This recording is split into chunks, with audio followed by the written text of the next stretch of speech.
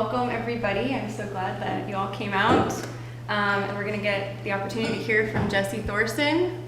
So we've been working with Jessie at Pikyav, I think for about a year and a quarter now. We first met Jessie at Trex of 2021, and she's a graduate student at Oregon State University and came to us with an awesome opportunity essentially because she had funding that was open to, what we wanted to direct her to do. So we asked her to focus on Black Oak, or nthiip, and to first talk to cultural practitioners and get a sense for what's important to them about Black Oak, and then to design a monitoring protocol that we're going to be able to use long-term to monitor Black Oaks within the Stewardship project and beyond.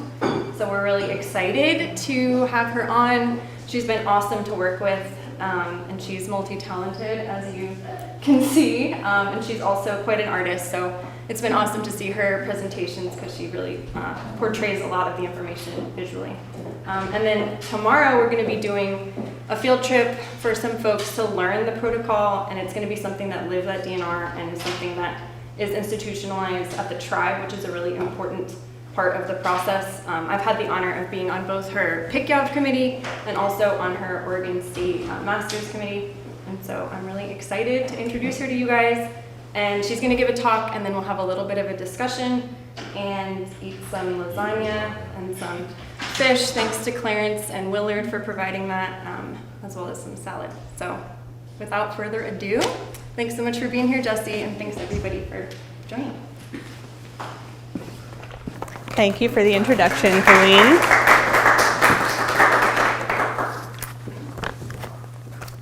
Thank you all so much for being here. This is really exciting to kind of come full circle, and after a lot of this Black Oak work has been done, to just come back and share with you guys, the community. So like Colleen said, I'm a master's student at the Department of Forest Ecosystems and Society at Oregon State University, and my master's project was a partnership with Karuk DNR looking at Black Oak restoration in Mid-Klamath, and particularly Karuk stewardship revitalization in Black Oak groves.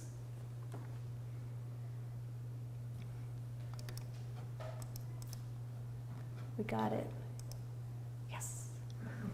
Okay, so as Colleen mentioned, I first came down to the Mid-Klamath in the fall of 2021 for the Klamath Treks, and at the time, I did not know what I was going to do with my master's degree, and I had very flexible funding, and so got the opportunity to have conversations with people with DNR and other community members to just ask what research questions there were around fire and around stewardship revitalization and forest restoration. And nice. Keeps me on my toes. And we realized that there could be some really fruitful crossover between my research interests and my master's amount of kind of research capacity and DNR research priorities. So we developed a Pikyav research agreement between myself and the Karuk tribe DNR to accomplish work together that was indigenous directed, participatory, and unextractive. And some kind of elements of this research agreement are, there was the establishment of a review committee to oversee the work, Kathy McCovey, local liaison, Colleen as a DNR employee and on my OSU committee, as well as Ariel Halpern as an expert researcher, and Meg Krawchuk, who is my master's advisor at OSU. We also established expectations around knowledge sovereignty and data sharing, and clarified the procedure for disseminating knowledge acquired through the research process. So presentations like this and any publicly facing work has been vetted by my review committee. I'll get used to it. There we go. Okay, so I'll start by just giving a little bit of background on the project to tee up the kinds of research questions that we were asking and the methods that we used to answer them. So this work took place in the Western Klamath Mountains in Karuk ancestral territory. And as you all know, this place is remarkably ecologically diverse and rugged topographically. And one of the things that has historically facilitated that diversity and also been facilitated by that diversity is fire on the landscape. Right? Since time immemorial, fires have been lit by Karuk people for resource cultivation purposes, ceremonial reasons, and fuel reduction reasons. And those burnings in consort with unsuppressed lightning ignitions out in the landscape really created this robust ecology of fire adaptive species and really robust indigenous cultural ecosystem services. But of course, land use change in the 20th century dramatically changed those relationships and the stand structure and composition of those forests. So as you can see from these side-by-side pictures in aerial photographs, from 1944 you see a really complex patchy matrix of hardwoods and conifers maintained by fire. By 2003 really fills in with dense, homogeneous fuel structure and species composition. And this was, catalyzed by Euro-American settlement, criminalization of indigenous burning, and kind of full-throated federal fire suppression in the early 1900s that reached places like the Western Klamath by the 40s. So you can really see this dramatic transition happen. But what does this mean for black oak? So in the context of fire suppression and lack of indigenous stewardship, more shade-tolerant conifers are able to grow up in the understory of oak woodland savannas, piercing through the crowns of the oak trees and overtopping them and shading them out. And this leads to a decline in oak vigor and vitality and potential oak mortality with really heavy encroachment. And this is just kind of an illustrative picture of that light foliage is the oak that is being overtopped by a younger conifer that is just piercing right up through the crown. So this is not news to any of you, I'm sure, but just as a refresher as to the collaborative landscape within this ecological landscape, the Western Klamath Restoration Partnership, is working to restore fire resiliency at a landscape scale. A collaboration between the Karuk tribe, the Forest Service, and local NGOs, and working roughly within the footprint of Karuk ancestral territory. So this project, kind of the context of this project in this ecological state and this collaborative landscape is that there's an upcoming WKRP landscape restoration project, and black oak has been chosen as a focal species to guide the restoration work for cultural and ecological reasons. And the Karuk DNR has interest in developing long-term monitoring to assess black oak vigor over time in support of adaptive management to come after those initial restoration treatments. And so my Pikyav committee and myself came up with research partnership objectives to kind of develop a black oak monitoring program. And the first step of this partnership was, as Colleen mentioned, to interview Karuk cultural practitioners to understand what Karuk practitioner values and priorities are around restoration in this culturally laden context of ecological restoration. And then use those interviews to develop a culturally responsive black oak monitoring protocol.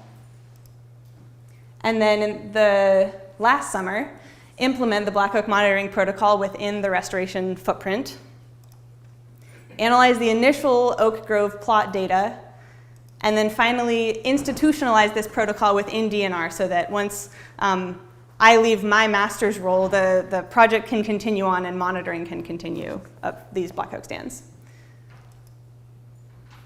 So as I mentioned, kind of the first step of this process was to talk to Karuk practitioners and ask what their hopes and priorities were for restoration. And the research question that guided this kind of component of our partnership was, what are the values and priorities of Karuk cultural practitioners for revitalizing black oak grove stewardship? And we answered this question by having conversations in the form of semi-structured qualitative interviews with Karuk cultural practitioners who hold knowledge about Karuk indigenous land management and also are involved with KDNR work, so kind of understand the restoration that's going to happen and the oaks in question. And every practitioner that I spoke to chose to be recognized and acknowledged by name in every publicly facing dissemination of the results of this work. So I would like to recognize them now. I spoke to Chuk Hillman, Frank Lake, Kathy McCovey, Annalisa Tripp, and Bill Tripp. And the types of questions that I asked include, why is it important to retain black oak on the landscape? And how would you describe the qualities of an ideal legacy black oak tree, among other things?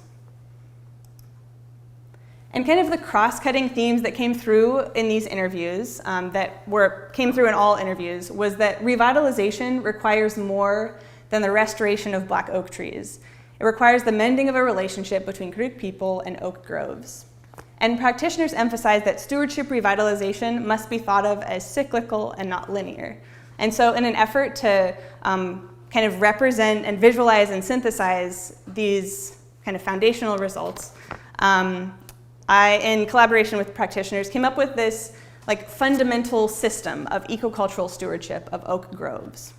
So we have stewardship practices like burning, structural modification, and thinning, which foster a robust cultural landscape and fire regime. So have ample food fibers and medicine, a grove structure that's resilient to wildfire, natural fuel breaks, and wildlife, which then that landscape reinforces cultural values. So provides kind of the foundational opportunities for knowledge sharing, carrying out responsibility and ceremony, and those cultural values then are able to facilitate continued stewardship practices. So just because you have really great grove structure doesn't mean you have an intact system, or just because you have access to fire application doesn't mean you can apply it if the grove structure is not intact. So all of these systems, or all of these components, are necessary pieces of a system of ecocultural stewardship. And practitioners also discussed barriers acting upon these various components. So, for example, a barrier to stewardship practice is denied access to land. If you can't be in the oak groves, it's very hard to steward them. And if you don't have access, or you're not able to apply fire to the landscape, you can't practice fire stewardship. A barrier to a robust cultural landscape and fire regime is the departed stand structure and composition that I mentioned because of land mismanagement. And the barrier to practicing cultural values is the intentional and sustained settler colonial actions that hinder indigenous knowledge, cultural practices, and belief systems. So in an effort to kind of illustrate the interviews that went into the making of this framework, I'll just touch on a couple of the components using quotes that are illustrative of them and kind of describe their interactions. Although these interviews were very dense, and there's so much more there that we're not going to get a chance to get to, but I'll just touch on a couple key points. So starting with stewardship practices, I mentioned structural modification, and that's the purposeful manipulation of tree structure to encourage legacy growth characteristics. And this can include pruning or coppicing, or in the case of black oak stands in mid-Klamath, frequent understory burning to maintain black oak dominance on the landscape that encourages those legacy growth characteristics. Frank Lake and I had a conversation about this kind of structural modification, and Frank said, "The architecture of a full open-crown hardwood like black oak is likely a cultural construct. If it's an orchard, you're managing for full crowns, low height-to-crown ratios, branches that you could climb up into to knock acorns down and use as a lookout tower. That structural form is an intergenerational legacy of cultural modification." So what Frank is really stressing here is that this structural modification is not an ecological anomaly. It's a cultural construct, and that understanding that history is a really critical component of adaptive management moving forward in stands that have this history. Kathy McCovey talks about this oak tree structure in the context of her own life growing up. She said, "When I was younger, black oak used to be a lot more prevalent. There were 2 or 3 big giant black oaks that I grew up with down at the elementary school. There were always these great big acorns. I can remember that really impressed me about the trees, that they were so big. So they're comfortable, and they're part of the environment that I grew up in. The black oak was the tree of happy camp on the Klamath River, and it was managed for that." And this really shows Kathy's relationship to black oak, which is very hard to capture in just a strictly ecological monitoring protocol, which is like the goal of our partnership. And so it's really important to have this qualitative data first so that we can capture some of those relationships and systems that cannot be reduced, I suppose. And then I mentioned, folks also talked about barriers acting upon this cycle. Ani talked about building tribal capacity, or hurdles to building tribal capacity is a barrier to stewardship practice. She said, "Some of the hurdles to building our tribal capacity are a housing shortage and a lack of access to land, both for management and just to live on. There are not a lot of available private properties or rentals, even for our staff. There's a lack of infrastructure and affordable housing. However, there is not a lack of desire or ability to expand tribal capacity. There are just a lot of hurdles and nuances to keep in mind while expanding. This is a really interesting conversation because originally we were thinking about, tribal capacity being a barrier, but tribal capacity is not a barrier. There are just hurdles to building tribal capacity that is a barrier. In fact, this area is, experiencing a boom in financial capacity to do forest restoration. So that's not the barrier. It's just a matter of meeting that financial capacity with the economic viability of being able to live here.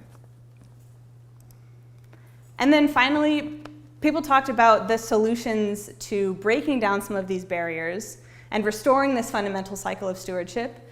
And interestingly, a lot of those conversations revolved around redefinitions of particular terminology. And in a kind of follow-up in our conversation about structural modification, Frank discussed the redefinition of cultural construct. He says, I've been invited to contribute to the Silvix book update as part of contributing to tribal agroforestry. That's part of the perspective I'm trying to relay in the literature. When it becomes a textbook, someone will read that and think, oh, I didn't think about crown architecture as a culturally modified legacy factor. So he's thinking about this, this knowledge of of black oak legacy structure as being a cultural construct and using this kind of institutionalized tool of forestry curriculum to institutionalize that paradigm-changing redefinition. So this is just kind of one of the examples that was presented by practitioners of ways that you can shift the paradigm by shifting kind of terminology. And another interesting terminology shift that came up was in my conversation with Bill Tripp. We were talking about the idea of wildfire risk. And Bill said, everyone at the national level is saying everything you do has to be a risk-based decision. So in the Cohesive Strategy Western Region Risk Report, we were able to introduce this thought process that our cultural identity is at risk if we continue to exclude fire. So now that's a part of the national dialogue. So this is another kind of using an opportunity to institutionalize a terminology shift that has repercussions because of its kind of, political or policy legacy. So redefining terminology, shifting public perceptions, setting legal precedent, and reframing colonial management were all kind of key themes that came up in our conversations around solutions to breaking down these barriers to ecocultural stewardship and then restoring this fundamental cycle that includes stewardship practice, robust cultural landscape, and cultural values. And then our next task in our next partnership objective was synthesizing this interview data to develop a culturally responsive monitoring protocol to actually go out in the field and look at the black oaks out there in the restoration footprint, pre-restoration. And I'll demonstrate what this process looked like just using an example from my conversation with Kathy. She told me this story. She says, I remember running around the river corridor with my grandpa and uncle hunting and fishing. I was always around these groves of black oak. It was a primary tree. They had great big bases on them, and they had beautiful full crowns with their arms kind of stretching out. A grove is nicely spaced. It reminds me of an apple orchard. The trees are nicely spaced, and they've got good roundness. So within this story, Kathy's discussing kind of specific structural attributes of a black oak tree that she's remembering from her youth. And these primary concepts we can then refine into protocol attributes to be measured in the field. So we can measure big bases looking at DBH. We can measure crown fullness looking at foliage transparency, so how much light is getting through the crown, how sparse is the crown. We can look at crown dimensions, or we can look at crown roundness using crown dimension as a metric. And we can look at crown symmetry by using a metric of crown displacement. So how displaced is the center of the crown from the bowl of the tree to get a proxy for lean, because as Kathy describes it, they're symmetrical and round when in ideal conditions. And clearly, there's a lot to Kathy's story that's not captured here. Her discussion of hunting and fishing with your grandpa and uncle, her description of black oak crowns as being beautiful, those kinds of things can't be captured in this kind of reductionist approach to protocol building, and that's why, like I said, the interview data analysis was such an important part. So then we went out into the field and actually implemented the protocol in the restoration footprint at 30 oak trees. And I was out there with Cody Conrad and Forrest Davis with the forestry crew, DNR forestry crew. And it was the hottest week we could have possibly decided to go out into the woods, but we did it. And then we got a bunch of data. So in addition to those attributes that Kathy discussed, we had a bunch of kind of attributes we collected using this protocol. And the next question that we then get to ask is, what are the oak trees telling us out on the landscape? How does the current state of these trees compare to practitioner descriptions of black oaks with high cultural value? And so I chose to kind of analyze and represent this data by looking at oak trees and their trait similarities. So traits being those attributes that Kathy was describing. And this figure, it shows each oak tree that we sampled as one of those green triangles. And their location within this figure has to do with how similar the traits are that they're expressing to each other. So the closer they are, the more similar those trees are in their trait expression. The further they are, the more dissimilar their traits are. And so it's not a geographical representation. It's called looking at it in traits space instead of in geographical space. And there's a lot of different attributes that went into figuring out where all these trees are placed. So in addition to DBH and canopy position, we also looked at things like basal cavities, moss coverage, crown displacement, epicormic sprouting. But on the whole, we can see that axis 1 really represents increasing focal oak dominance. So on this side of the figure are the more suppressed trees, and on this side are the more dominant trees. And then axis 2 represents increasing focal oak lean and light stress. So up at the top we have leanier oaks that have access to less sun, and on the bottom we have more upright oaks with access to more sun. And this is all very conceptual. So I will give a couple examples of what these trees actually looked like out in the woods. Do you have a quick question? Focal oak dominance a little more. Oh yeah, thank you. I get that this one, the higher up on it, it's more leany. More leany, less How does leany. it become more dominant? It means there's Yeah. more trees around it. That's a great question, thank you. It's kind of helpful to look at what these are showing. So dominance was kind of a metric that combines canopy position, so dominant versus suppressed versus intermediate canopy position. Also high crown volume and high DBH. So those are kind of like, since all of these three things are headed in that direction, and height to a certain extent too, although a little bit less instructive, we could say kind of qualitatively that dominance is headed in that direction. Okay. I have a question. So Yes. on the lower right it says hack, and I guess it says hack and squirt. Is Yes. that a history of having been treated by some entity? Yes. Okay. I wasn't planning on talking specifically about hack and squirt, but it is a really interesting part of this analysis. And so let me get to it in a little bit, and I'll add a little more context. But hack and squirt being herbicide application to try and exterminate the oaks. Thank you for your clarifying questions. And I am on track. There we go. Okay. So over here we have a suppressed and leany oak tree.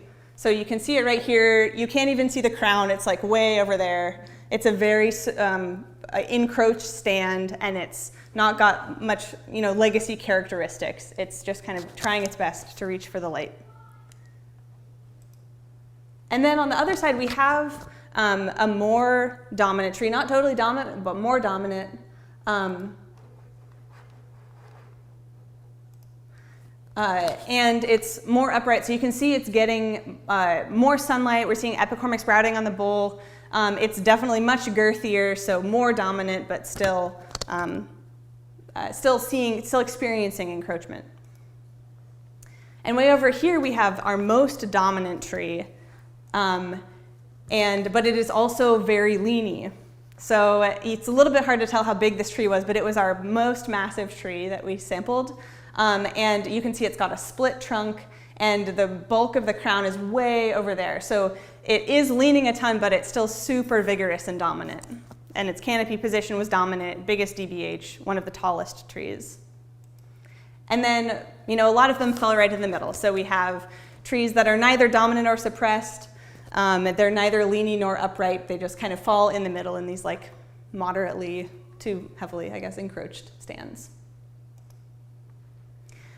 So the next step of this analysis was we used a technique called cluster analysis to cluster these trees into groups based on their trait similarities to kind of identify the dominant typologies of oak trees that we were seeing on the landscape. We then named these trees kind of qualitatively based on the within group means for each trait that they were expressing the most dominantly. So we have our leany trees, we have smallest trees, and then in the other corner we have tallest trees. So as you can see, average mossy trees might not mean a ton for restoration work, but those were the two most dominant traits that came out in that cluster. The most helpful ones in this kind of ordination space are the ones that are on kind of the most extremes.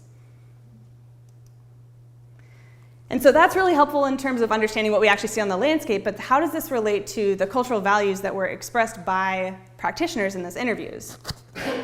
So we mapped cultural value onto this ordination, kind of similar to that spider web of traits in the middle from before, and saw that it's falling where you would expect. The more dominant trees and the more upright trees are expressed as being more culturally valuable.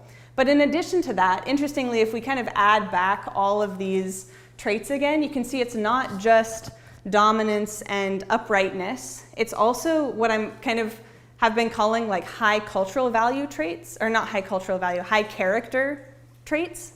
So character being like a broken top, or a basal cavity, or lots of broken branches. So those kinds of, so cultural value really seems to represent this place in trait space that is both dominant and upright, but also maintains character and has uniqueness to its structure.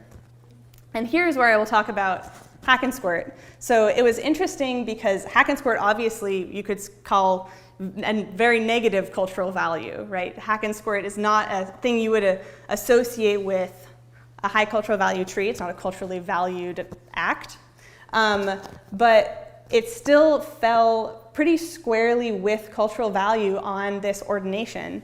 And the reason for that is that the trees on the landscape that are expressing the most dominant, most uprightness, most character in their traits are the oldest trees, and the oldest trees are the ones that are most likely to also have hack and squirt as a part of their damage system. So it feels a little bit uncomfortable to have hack and squirt so closely aligned with cultural value, but it makes sense in the context of the history of these trees. And that's kind of an important piece of the conversation too, that you need that history. Even if it's just an ecological monitoring protocol, you need that history to really understand what you're seeing. So yeah, that's the piece on hack and squirt. The ones that survived, yeah, are arguably the most vigorous, even though they have that legacy of damage. So kind of an important consideration here is that cultural value is not a monolith, obviously. You need a lot of different types of black oaks out on the landscape to have a robust system, not just massive legacy oak trees. And Chuk described this really well in our conversation. He says, you want a good mix of young ones that don't have a huge canopy, but then you have some of the older ones that do for seed. I like black oak a lot of different ways.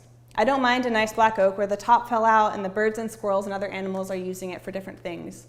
I want a nice mixture of the different types of black oaks. So the intention of this protocol was really to look at current legacy oak structure and think about restoration and retention of legacy oak trees. But as far as thinking about adaptive management moving forward, we need to be thinking about the future legacy oak trees, which are the little suppressed ones as well. So this is just a really important qualifier to that idea of cultural value and the idea of legacy trees as being the kind of only trees of significance, which is not true. So the implications of this work are that this interview data illustrated the components of restoration beyond just ecological that are needed to restore a robust black oak grove system in the Western Klamath Mountains. Then the plot data identified the current state of oak trees from a cultural and ecological perspective. But that being said, it was just 30 oak trees, so that's not a ton of trees, but it represents a starting point for where monitoring can go from here. And kind of to that point, this work also initiated long-term black oak monitoring of these trees to evaluate how restoration treatments impact the culturally relevant attributes. So this project will continue being housed at Karuk DNR and to work with future research partners to continue carrying out this monitoring protocol and adding other relevant attributes to the suite of data that are collected so that adaptive management can be responsive to these culturally relevant features. So that's what I got. I would like to thank the Karuk practitioners and knowledge holders that I spoke to again, whose knowledge this work really represents and is founded on. Chukcha Kilman, Frank Lake, Kathy McCovey, Annalisa Tripp, and Bill Tripp, as well as my committee members from both OSU and Pikyav, and additional contributions from Cody and Forrest, who are out in the woods with me, Shay and Heather, Jeff and Lucy and Ashley, who are also kind of involved in Black Oak work through WKRP. And also everyone who helped set up today. Stormy and Jody, thank you so much. And thank you all so much for being here. Open up to questions.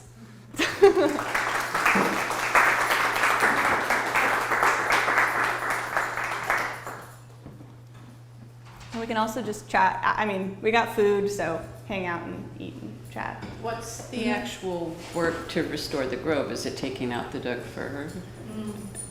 And what else? I mean, is that part of, anyway, can you talk about what the actual work is? Yeah, that's another great kind of like context point to all of this work, is that it's not just any restoration project that's happening. There's a particular unique prescription area for black oak in specifically that's fairly small in scale. So there's the opportunity to do kind of novel restoration techniques that are black oak particular and kind of pilot it on a smaller scale in the hope that you'll figure out what works and then can scale up from there. And that looks like novel restoration treatments such as topping oak trees so that they can apicormically resprout from the crowns or from their new crowns to prevent them from toppling, or to try and hopefully catch them before they topple over, because they're leaning so far out at this point. And other treatments, include heavily thinning around the trees, but figuring out how to do that in the context where they're maybe even being supported by a tree that they're encroached by. So you got to be careful about how you thin and how intensively is most appropriate. So the cool thing about this project is that because it's at a small scale, there's the opportunity to try out novel techniques for restoration. And that's the context of all the trees. The pictures that I showed you are all from that restoration treatment area. I just wanted to say in my archaeological investigations, foreign stuff there, I was surprised to see on your analysis the tallness goes in the opposite direction of leaniness. I've seen quite a lot of very tall and quite leany oaks, but maybe, thinking about it, maybe if they were in prime condition, they would be a lot taller than they are. Yeah, that's a good point. They weren't totally in opposite directions, but maybe like that. Yeah, that's a good point. Yes, the tallest ones were the more straighter trees. Mm-hmm. Although there was that cluster, the trait of lean that came out the most strongly in the clusters, that the leaniest traits did fall in the far corner. As they fell as high as they could for also being leany, if that makes sense. Yeah. So I was curious a little bit why it's still in the middle of that graph you had up. the cultural values fell more in the middle instead of the lower right-hand Oh, corner. Like yeah. why was lean associated with higher cultural value at all? Let's see. I would have just expected that to be. You mean is cultural value in Yeah. the lower right quadrant? Yeah, so this represents a linear relationship, a positive linear relationship. Okay. So the highest cultural value Is is right there. okay, that's what I expected. It almost Yeah. makes it with that the hash there, the X kind of, or the plus sign. Yeah. I thought that's where it is. Oh. And so the spot with the higher cultural value is the low. Okay, Yeah, that that's makes good. sense. Presentation feedback. Thank you.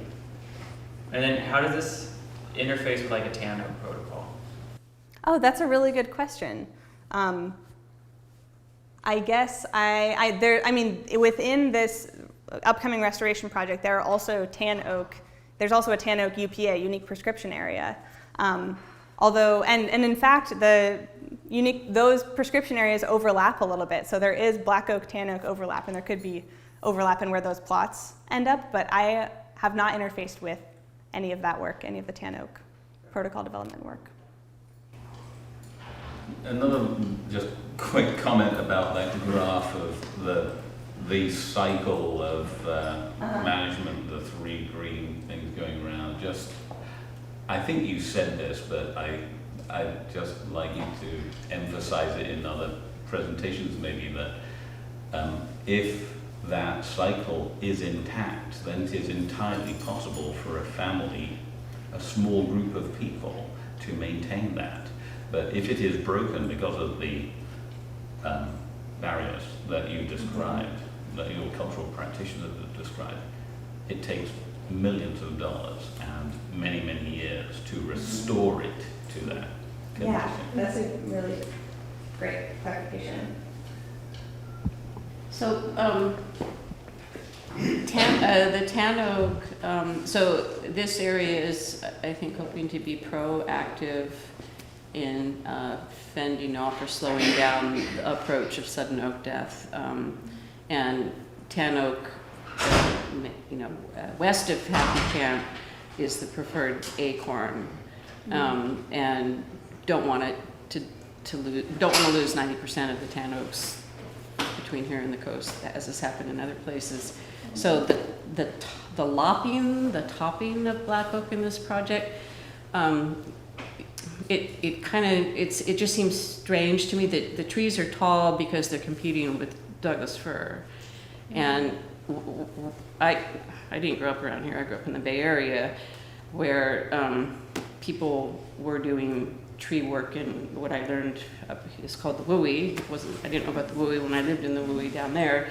And you didn't prune oak trees or lop oak trees because it made them sick, and it made them top heavy actually. So it's kind of counterproductive. But part of my concern is it makes them more susceptible to pathogens.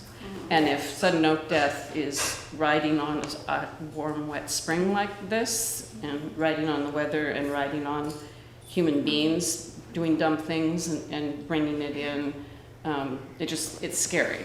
Yeah. To do things to black oak that could make them susceptible to a pathogen getting into them. So sadly wary. Yes. I mean, I don't know what you can do, but. Yeah. Well, luckily, black oak is not showing to be that susceptible to sudden oak death. In conversations about, I don't know a ton about oak pathology, but it seems like the biggest kind of pathological, that doesn't sound right, pathological concerns? Pathology concerns is root rots. Armillaria root rots really seem to be the biggest concern right now. And I think as far as sudden oak death, it seems like the most important thing right now is to get rid of the vectors that would bring it over, as far as doing clearing in the understory.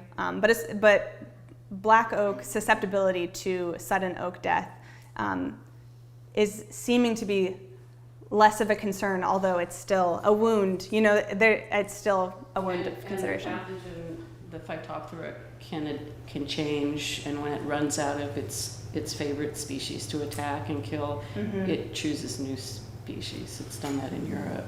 So it's not like you can't rest on the current situation as being safe. Yeah, that's a really good point. Yeah. And I can speak a little bit to this too. I think probably in the introduction I should have given more context, I'm realizing, about the overall Ecocultural project and kind of the bigger restoration goals there.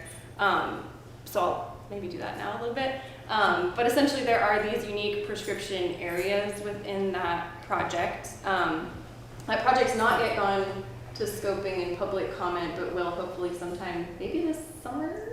Yeah, hopefully. And so there is, so black oak is one of them. There's a tan oak UPA, there's manzanita UPA, there's a western pond turtle, and then human is also a focal species within this project.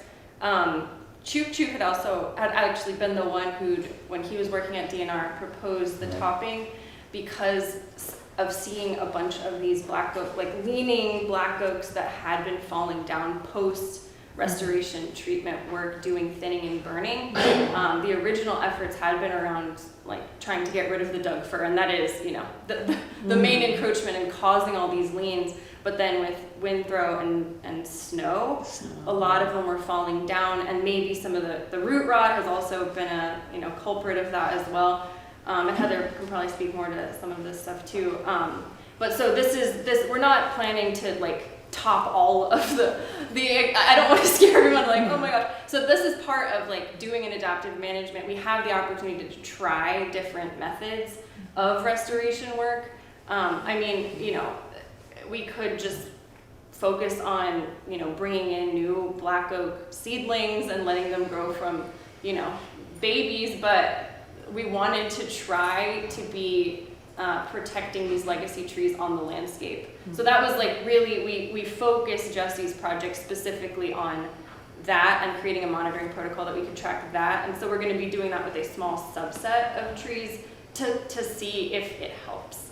We saw PG&E did a lot of stuff this last year. Some of it did give us opportunity to see some, you know, pruning. We also did this little tiny pilot study that we're going to revisit tomorrow of 4 topped younger black oak trees within the T-bar area of the Soames project. So it's super experimental, it's definitely controversial, but I just wanted to assure you it's not like going to be happening across. That the whole point is to see if this could protect them more. And thinning and burning are also like that's the main tools throughout the whole project. But within the black oak context, we wanted to have a way to track the before and after and see if it helped. Because just so many of them are falling out of the system before we can do anything, and it is devastating. Heather, I don't know if you wanted to say anything additional to that. That was really thorough. The only other thought I might mention is just from my research with legacy hardwoods, just anecdotally, black oaks were dying at the highest rate in our prescribed burn areas, and the far majority of those was because they'd uprooted and fallen over, and that virtually all those, none of those trees were resprouting or were continuing to live, whereas the few of them that had fire in them, they at least had resprouts and epicormic, but they would persist. So I think it's an interesting technique to try. Yeah, and one other thing I'll say is Ashley Hawkins, that Jessie mentioned. Deborah, have you met Ashley? Okay, well, I really want to make sure you meet Ashley, because Ashley was in the Rizzo lab with me at Davis and studied sudden oak death a lot, as well as a lot of other forest pathogens. And so he works for the Forest Service, like basically from the Bay Area to Oregon, west of the 5. And he's happy to come out here anytime any of us have questions or concerns about pathology. He loves this area. And he came, I think, for at least a day of protocol development and helped develop part of the disease section of Jessie's protocol. And so it is a part of like what we want to track is disease, and does this cause more disease in these oaks? But also just can it keep them as a part of the landscape and as a progenitor of the next generation too. So I hope that addresses some of your concerns. And I'm sorry I didn't give that. I realized when I sat down, I was like, oh, I should have given a much bigger picture here. How many instruments or training do you need to be able to, like, could middle schoolers put trees on this very easily, like, do the different things, or do you really need lots of instruments to measure all the canopy height and everything? That's a good question. I see. Yeah, I think the intention of this protocol was to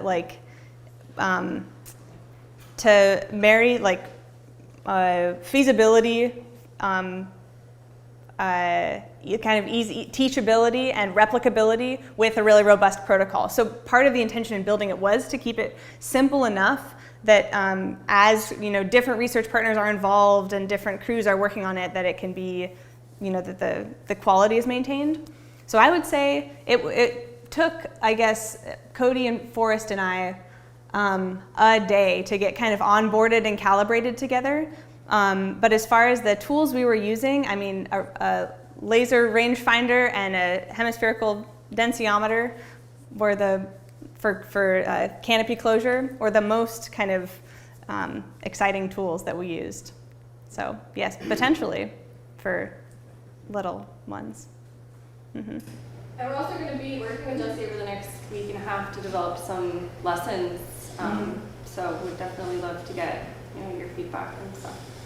Cool. Yeah, it'd be fun to have stuff to measure out in the forest too. Yeah. Cool. Did you encounter any white oaks in these black oak areas? I can remember, I think 2 total. Yeah. Well, I think they should also be part of our oak revitalization mindset, especially as you move upriver, you get more white oaks. And I live in T-Bar, and I can go in the stands that are almost 50-50 right now, white oak and black oak. And white oak has a stronger architecture of the crown, and they don't lean as much, they don't reach for the light the way the black oaks do. I think there's a lot of value in looking at those as well. Were you seeing those 2 kind of crown or structural architectures of white oak and black oak within the same stands? Like you could recognize that difference? Yes, but I mean, they all benefit from full sunlight. Right. And, but there's also an example of white oaks in this area that were, white oaks that are probably hundreds of years old that were topped, so they have multiple main branches on them. So it makes me think that they were cultural trees also. So I know they were also harvested too. I'm just a fan of those. I think they need to be considered just as much as deciduous oaks in general. Deciduous oak woodlands are so valuable and to our systems. So anything that we can restore them, and I think scale is such an important consideration that if we're going to restore these oak woodlands, it needs to be at a large enough scale to be significant, the patch size. Yeah. There's food, we could keep talking and get some food. There's meat lasagna and veggie lasagna and salad, garlic bread. Clarence brought some salmon, some other veggie trays if you guys want to grab plates and keep talking. Yeah. Happy to continue this conversation. Thank you all so much for listening.